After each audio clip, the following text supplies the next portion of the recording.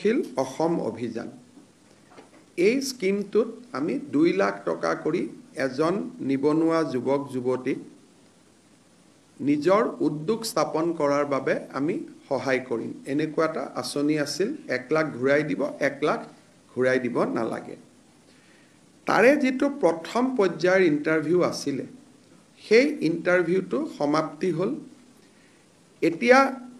1:2 অৰ্থাৎ প্ৰথম বছৰ আমি 30,000 লোকক যুৱক যুৱতীকে সহায়টো কৰিম আৰু তাৰ পিছত আমি আৰু 70,000 ল'ৰা ছোৱালী কৰিম দ্বিতীয় পৰ্যায় প্ৰথম পৰ্যায়ৰ যেটো 30,000 ল'ৰা ছোৱালীক আমি সহায় কৰিম তেওঁলোকৰ জিলা পৰ্যায়ৰ ইন্টাৰভিউ 16 আগষ্টৰ পৰা আমি আৰম্ভ কৰিম আৰু 5 ছেপ্টেম্বৰত আমি এই ইন্টাৰভিউটো সমাপন কৰিম আৰু 30 ছেপ্টেম্বৰত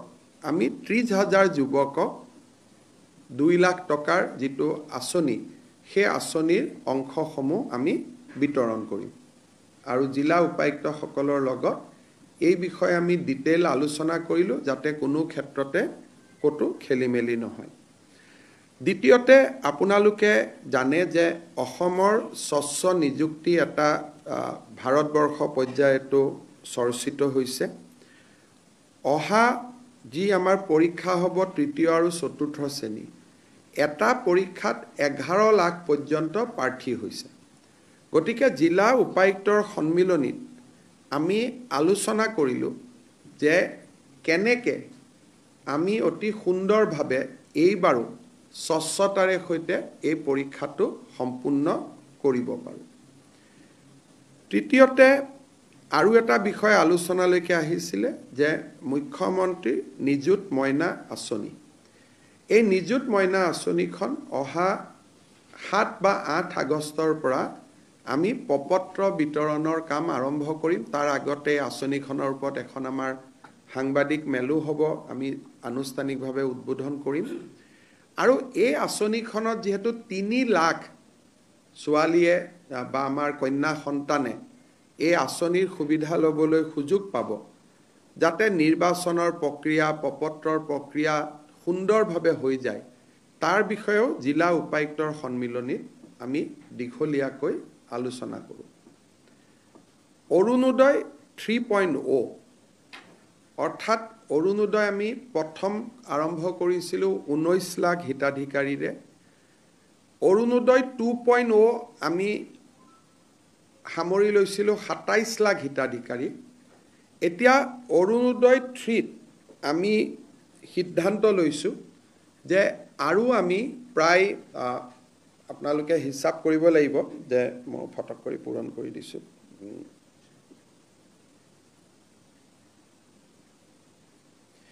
আমি আৰু 20 লাখ হিতাধিকাৰী এই আঁচনিৰ আমি অধীনলৈ আনিব খুজিছো যদি 20 লাখ হিতাধিকাৰীক এই আঁচনিৰ অধীনলৈ আনো তেতিয়াহলে এই আঁচনিৰ অধীনত বেনিফিটেড পৰিয়ালৰ সংখ্যা 47 লাখলৈকে বৃদ্ধি পাব আমি অৰুণোদয় 2.0 আধাৰ আৰু ৰেচন কাৰ্ডৰ লগত জড়িত নাছিলে তাৰ কাৰণে মই বিভিন্ন যোৱাকালি পৰখি যেতিয়া উপায়ুক্তৰ সন্মিলন আৰম্ভ হৈছিল মই কৈছিলো যে কিছুমান অৰুণোদয় হিতাধিকাৰী অবাঞ্ছিত লোকৰ হাতলৈকেও যোৱাৰ কিছু তথ্য আমাৰ হাতলৈ নিৰ্বাচনৰ সময়ত আহিছিল সেইকাৰণে এইবাৰ আমি সিদ্ধান্ত কৰিছো যে অৰুণোদয় আঁচনিটো পাবৰ কাৰণে ৰেচন কাৰ্ড থাকিবই লাগিব আৰু যদি ৰেচন কাৰ্ড কাবাৰ থাকে তেতিয়ালে তাৰ আধাৰো থাকিব লাগিব অৰ্থাৎ Arunodoi will be linked with Aadhaar and ration card সেইকাৰণে বৰ্তমানলৈকে পাই থকা অৰুণোদয় হিতাধিকাৰী আৰু নতুনকৈ 20 লাখ যি হিতাধিকাৰী হ'ব তাৰ কাৰণে এটা নতুন নিৰ্বাচনী প্ৰক্ৰিয়া এটা আৰম্ভ হ'ব অৱশ্যে যেতিয়ালৈকে নতুন বেনিফিচিয়াৰী নিৰ্বাচন নহয় তেতিয়ালৈকে পুৰণা সকলে অৰুণোদয় পাই থাকিব কিন্তু যেতিয়া নতুন হিতাধিকাৰী হ'ব বৰ্তমানে পাই থকা সকলোৱে নাপাবও পাৰে যদি তেওঁলোকৰ ৰেচন কাৰ্ড নাই বা তেওঁলোকৰ আধাৰ নাই তেতিয়া তেওঁলোকে নাপাবও পাৰে অহা ছেপ্টেম্বৰ মাহৰ পৰা আমি অৰুণোদয় হিতাধিকাৰী 0.3 কাৰণে অৰুণোদয় 0.3 এই হিতাধিকাৰী নিৰ্বাচনৰ প্ৰক্ৰিয়াটো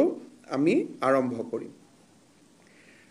আৰু এই কামটো যাতে খুব সুষমভাৱে কাৰণ অৰুণোদয় হিতাধিকাৰী প্ৰায় ডাবল হৈ যাব আজিতকৈ দুগুণ হৈ যাব আজি 27 লাখ আছে তেতিয়া প্ৰায় 47 লাখ হ'ব ডাবল নহব অকনমান ডাবলতকৈ কম হ'ব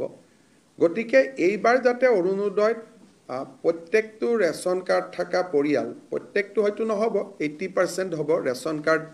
প্ৰায় 55 লাখৰ আছে আমাৰ অৰুণোদয় 47 লাখ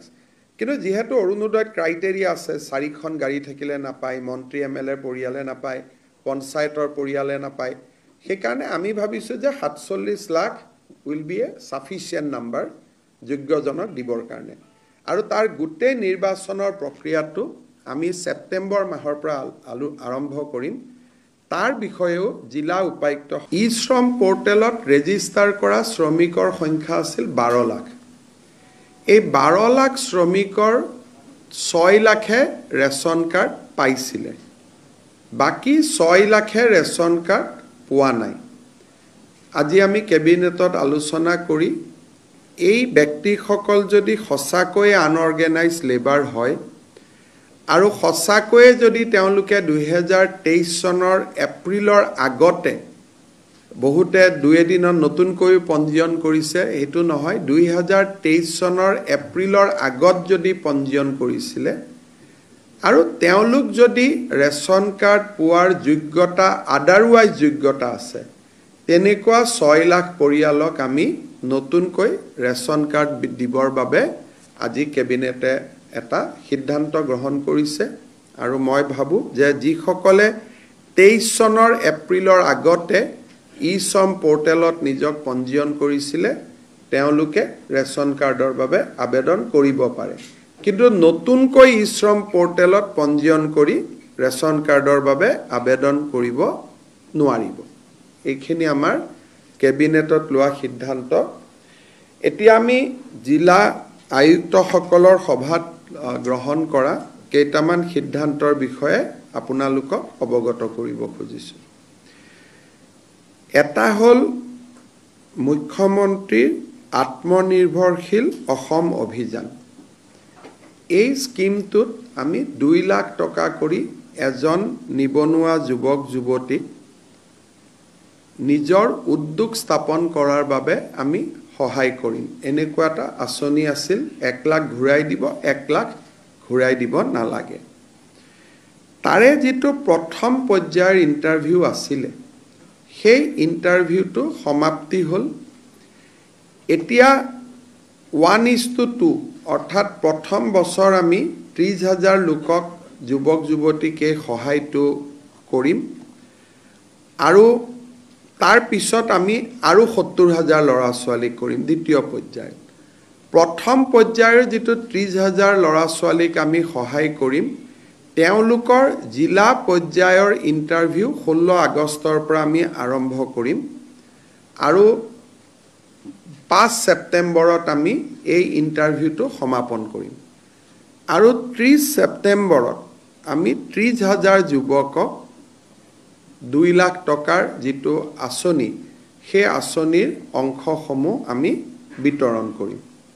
আৰু জিলা উপায়ুক্তসকলৰ লগত এই বিষয়ে আমি ডিটেইল আলোচনা কৰিলো যাতে কোনো ক্ষেত্ৰতে কতো খেলিমেলি নহয় দ্বিতীয়তে আপোনালোকে জানে যে অসমৰ স্বচ্ছ নিযুক্তি এটা ভাৰতবৰ্ষ পৰ্যায়তো চৰ্চিত হৈছে অহা যি আমাৰ পৰীক্ষা হ'ব তৃতীয় আৰু চতুৰ্থ শ্ৰেণী